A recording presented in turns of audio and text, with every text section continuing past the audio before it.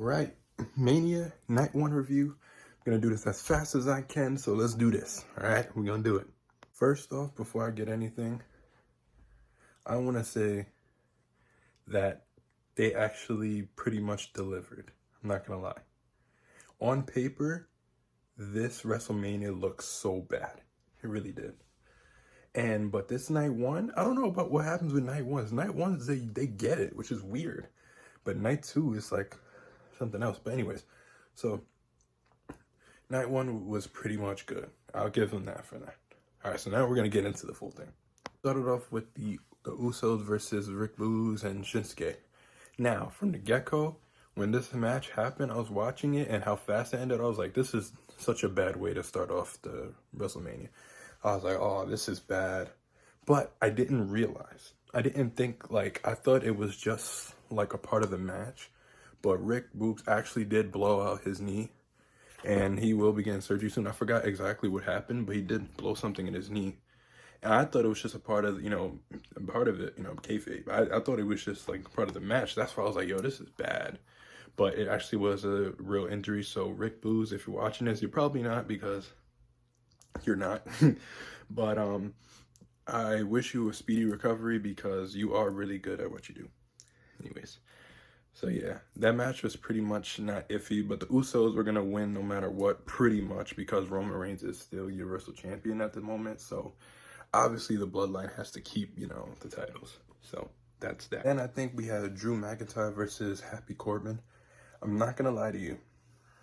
I kind of took a nap on this match. And it's not that, Drew is not good or anything. I think Drew is fantastic. It's just Happy Corbin. I don't know. I wasn't really interested because we got this whole feud for so long, and I was like, not really much. And plus, I was kind of drained from NXT earlier that day. So I was like, there's a lot of wrestling that I had to watch today. It was a lot. And I took a nap on that one, so it's whatever. But Drew did take the victory. I think he was the first person to actually kick out of the end of days. I may be wrong, but I think that's what it was. But overall, I didn't really get to watch the match. I just saw the ending. So that's whatever, I guess, what I mean. Now, the Mysterios and Logan Paul and The Miz. I'm gonna be quite honest with you. I did not expect this match to be so good. I didn't. Because one, I was like, Logan Paul, really? I can't stand him and his brother, but his brother more, I can't stand I can't. And I've expressed how much I hate Jake Paul on this channel before, but I can't stand his brother. But Logan Paul, he fit the part. It's weird. He gets it. He gets how to be a heel. And not a lot of heels in WWE knows how to be a good heel. But him, it's like he knew. He gets it. He knows what to do to get the fans angry. And that's what a good heel does. So I give him props for that. And he looked amazing today. Him and The Miz's attire looked incredible. He came out with I think he did it with Mayweather too, but I think his was a Charizard card. I can't remember. But anyways, he came out with a nice iced out chain, and then the chain had a rare Pokemon card. I think it was Pikachu. I couldn't really see, but yeah, and it was like drilled in diamonds. It was pretty sick. I ain't gonna lie. Only he can pull it off, which is crazy. But yeah, that match was pretty good. I'm not gonna lie. I wasn't expecting it. Logan Paul did an amazing job. This is the best part. So he did the Three Amigos, right? Everybody was booing.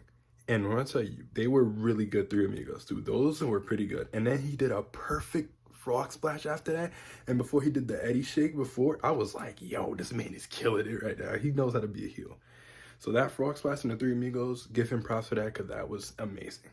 So yeah, that was that match. The Miz and Logan Paul surprisingly won. I didn't think they were gonna, win. But this was 2 years in a row where the celebrities actually did an amazing job. Last year when I was at Mania, Bad Bunny killed it. This year, Logan Paul killed it. So I give him props for that. It's crazy. You can tell when celebrities actually are committed to what they're doing. So I was happy with that. Anyways, now let's get to the next one. Miss a match and I get the card mixed up. I'm sorry, I'm just doing this off the dome. But I'm pretty sure the next match was Bianca and Becky. Now, I was giving this match a lot of shit before it happened.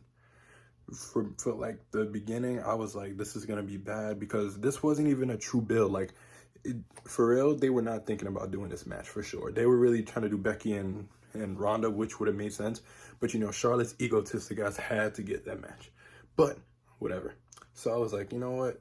Maybe it's good. You know, whatever. They killed it. This was the best woman match in this card. It was incredible. Bianca did amazing. Becky killed it. I was like, whoa.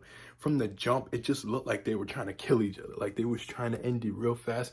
And Becky was getting frustrated that she couldn't end it. And then Bianca was getting frustrated because she couldn't end it. And it was just really good. The way it ended too was amazing. Bianca's the new Raw champion. Now here's the thing that's scary. They have to do a follow-up. That's the issue. They have to follow up. I don't know what they're going to do when it comes to her next title defense. Because that's going to be the huge follow-up. If it's Becky, obviously after that, Becky, what is going to be after Becky? Who's going to be after Becky? And they got to make it interesting. So that's going to be a tough one. So the follow-up has to be there. Yeah, pretty much for that. By the way, Becky coming out in the Escalade and then Bianca coming out to the... I forgot what college it was, but it was one of the Texas colleges came out and they were doing her, the band was doing her her theme song, which I thought was dope. I just wanted to throw that in there. It gave me John Cena vibes. You remember in WrestleMania 24 when John Cena had the band, the Florida college band come out and do the, I don't know, but you know what I mean, but yeah. I think the next one was the match that got me chills. Before I go about this one, I know I made a video a while ago when it was pretty much like almost confirmed that Cody was coming back. I did give it a lot of shit. I made a whole video saying that this is going to be a career suicide for him. Now, do I change my opinion? I'm going to get into that for a second. But I'm not going to take that video down because I do mean what I said because it depends on the follow-up. That's my issue. The follow-up after this. But this gave me chills. This is one of the best WrestleMania moments of all time. I don't care what anybody says. You can quote me on that. This is one of the best. Did I say this is the best? No, but it's one of the best. This gave me literal chills, bro. When Rollins came out and it was mad quiet, he's like, come on, we don't have all day. And it's like mad quiet. I'm like, yo, is it going to be Cody, bro? Because is it going to be Cody? And stuff like that. I was like, it has to be, man. It has to be. And then it's just like there. And then if you see fireworks are happening and then the lights turn off, I was like, yo, this could be somebody else. Oh my God, I'm so scared. And then when you heard the freaking intro to his song where he says, there's more than one royal family, I was like, yo, this is crazy. And then Cody, the Kingdom hits. Cody wears the exact same attire, exactly the Cody that we need. It was insane. Everybody was going insane. I had goosebumps. I'm like, yo, this is insane. Not gonna cap. I once it came on WWE Shop, I bought a shirt. Hold on, I'm show you. I bought a freaking Cody Rhodes shirt from WWE Shop right after that because I can't wait to see what happens after this. But look, this is the one I ordered. Fuck, I don't know if you can see it, but yeah, this is the shirt right here. It's the 8-bit one. But anyways, yeah. So I ordered that one because I was like, yo, this is hot and whatever. But when Cody came out and he came out from, you know, from under the stage and like came up, ascended, I was like, this is some real Cody shit. You know what I mean? Like, this is what they need. Because if Cody would have just came out in a freaking WWE 2K generic song, I would have been so mad. In a different attire. They kept everything the same. They kept the way he looked, kept the way his song, kept the way everything about Cody and his, you know, his ego and stuff like that. Which I thought was amazing. And then the match, phenomenal. 5 stars. Arguably, probably the best match of the night. I think it probably was the best match of the night. That was incredible. Loved every single moment of it. It was amazing. Cody's back. And this is the only problem I'm going to have. The only problem I really have in that match is the fact that Rollins kicked out of the Crossroads the first time. I don't like that they kind of ruined that already. He just came back and, you know, he lost. I mean, Rollins kicked out the Crossroads. I feel like that was kind of a bit dragged out. Like, he shouldn't have kicked out of that. I think that was pretty ridiculous. But other than that, it's just a little flaw. I'm not really mad about it that much. It kind of kind of threw me off a little bit, but it's whatever. 5-star match. And now the only thing I'm worried about is the follow-up. That's all I care about right now. Don't ruin Cody. Do not ruin Cody. Because what I love about this is like, okay, I get why people were mad about the whole, people are calling him a sellout and all this stuff, and I understand it. I do. I was one of the ones like in that video. I was like, I don't know, like I'm excited for him to come back, but why he's but it's whatever. I understand why people are gonna call him a sellout. I get it. I truly do. But I do understand at the same time that Cody, I think he just tried to prove himself, and he did that. He went to the Indies, made himself a huge, hot commodity. Then, teams up with the Bucks. They did a Bullet Club with Omega and everybody. And then he went and become one of the executive producers or the the presidents of freaking AEW, built that up. And now they're doing a great job, doing better than WWE. But anyways, and he got what he needed to do done. And I think he realized that they don't need him anymore because AEW doesn't need Cody Rhodes. You know who needs Cody Rhodes? WWE. Cody Rhodes doesn't need WWE. WWE needs Cody Rhodes. So I'm glad that he's back to help them out because he definitely is going to pique out some interest, and definitely Monday night I'm going to be watching. And that's where everybody's going to be watching because we want to see what Cody says and all this stuff. So he brought that attraction. And I think they saw, like, he built himself up and he proved that he is one of the best, out here. Now, in their interview, he said that he's the best wrestler in the world. Now, I feel like that's a bit dragged out. I don't think he is, but whatever. He is great, though. He's great. He's entertaining. He's a great wrestler. Is he the best? No. But in WWE universe, he could be. But, yeah. So I'm glad he's here. I just hope they don't mess him up. Most likely, they're going to keep him the way he is for, like, maybe 2 years. I'm just scared after those 2 years what they're going to do for him. That's all I'm scared about. But yeah, anyways, what a great match. I freaking loved every single moment of it I did. Charlotte Flair versus Ronda Rousey. Do I need to even say anything? Like, do I really need to say anything? Like, this was the worst WrestleMania match in this card. It really was bad. And I didn't even expect much of it. I knew this was going to be bad. I knew it. Man, it freaking delivered even more of how bad I thought it was going to be. It's extremely bad. Everything about this match was so sloppy, and there was no way they were going to freaking top everything that was happening before there. You know what I mean?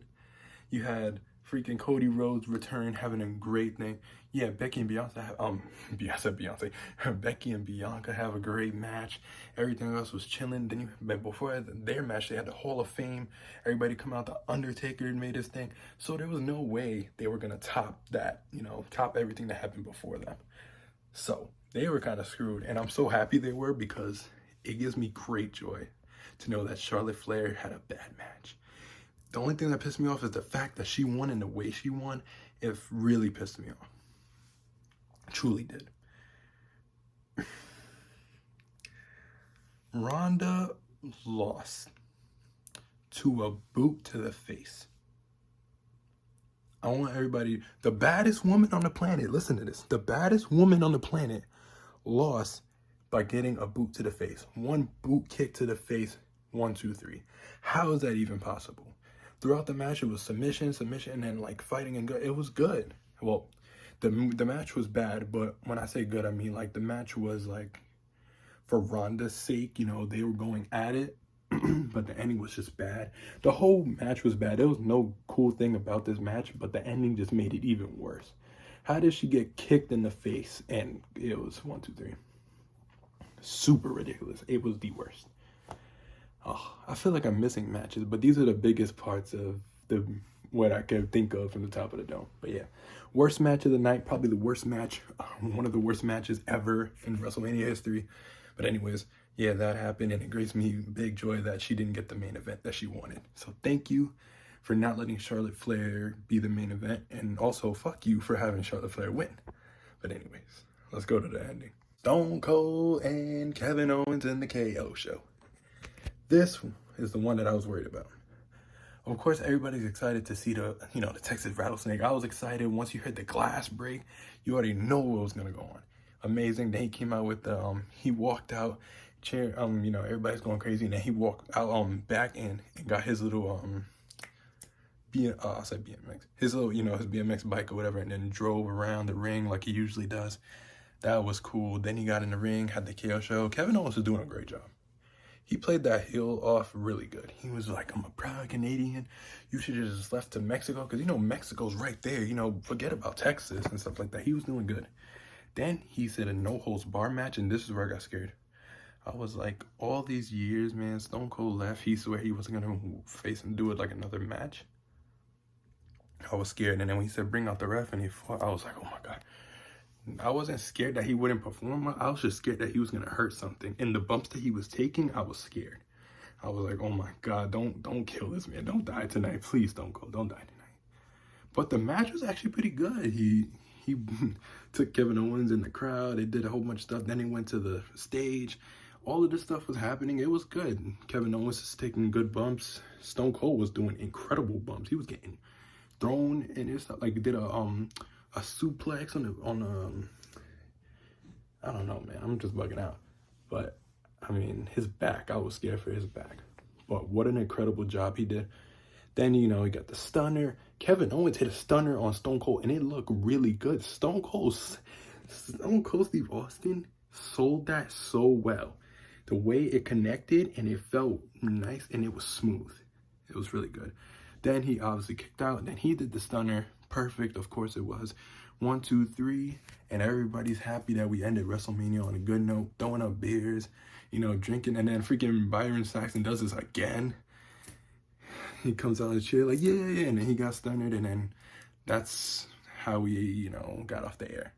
So that's pretty much it. Overall, WrestleMania Night 1 shocked the hell out of me. It was pretty much a great show instead of the Charlotte and Ronda match. I wish you know, this could get deleted forever. I don't even want to remember this match at all.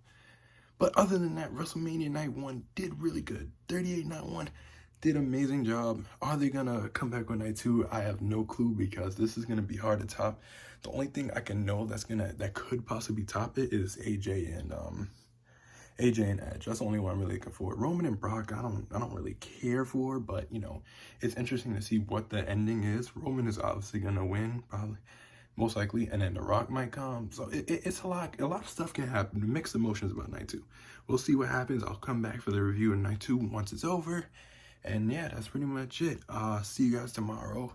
I hope you guys watch it and then come back and then watch my review afterwards. So yeah, this has been Nez Reacts, and I'll see you tomorrow.